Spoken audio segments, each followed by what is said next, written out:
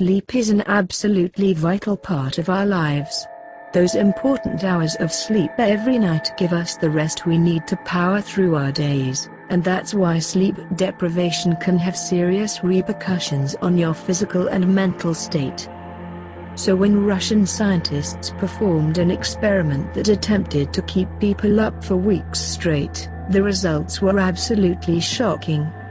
In the late 1940s, 5 men who were considered enemies of the state by the Russian government were chosen to take part in an experiment involving sleep deprivation.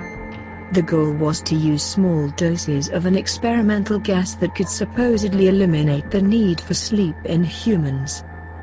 The subjects were kept in a sealed environment so that the researchers wouldn't be exposed to the gas, and the prisoners only had microphones to communicate with. They were provided with books, a toilet and running water, enough food to last each of them a full month, and a cot with no bedding. For the first 3 days, everything went well, with the prisoners given the false promise that if they cooperated and didn't sleep for 30 days, they would be freed. As all of their actions and dialogue were monitored, researchers noticed the prisoners opening up about past traumas. After 4 days, the conversations got even darker. By the 5th day, the prisoners started exhibiting paranoia, as well as complaining about the past circumstances and decisions that brought them here.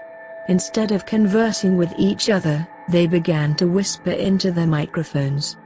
Apparently, they thought that they could win the trust of the experimenters by betraying and turning in their fellow prisoners. By the 10th day, the screaming started. For 3 hours straight, a prisoner ran back and forth across the length of the room, screaming loudly. After his voice began to weaken, he only produced squeaks, which doctors attributed to the tearing of his vocal cords. Oddly, the other prisoners did not even appear to respond to the screaming. Soon, the experimenters were concerned that they weren't hearing anything from inside the chamber.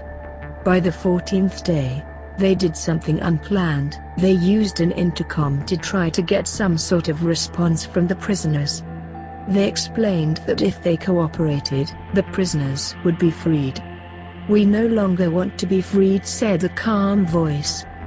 On the 15th day, the researchers removed the gas stimulant from the chamber and replaced it with fresh air. In response, the prisoners begged for the gas to be turned back on. Soldiers arrived to retrieve the prisoners, but soon discovered that only 4 of the 5 test subjects were still breathing. The food hadn't been touched in 5 days. Pieces of flesh were missing from the dead man's thighs and chest, later found clogging the drain, flooding the room with 4 inches of water. Even those subjects that were still alive were missing skin and flesh, wounds that appeared to be mostly self-inflicted. Even the most experienced soldiers were afraid to bring the corpse outside. Unspeakable acts of violence ensued when attempts were made to free the prisoners, with another prisoner killed in the process. When asked why they were behaving this way, they only received one chilling sentence in response: "I must remain awake." Soon, soldiers and researchers began shooting at the prisoners.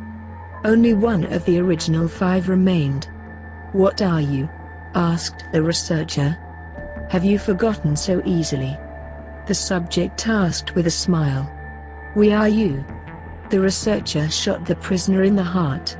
Choking, the test subject said these final words: "So close to freedom."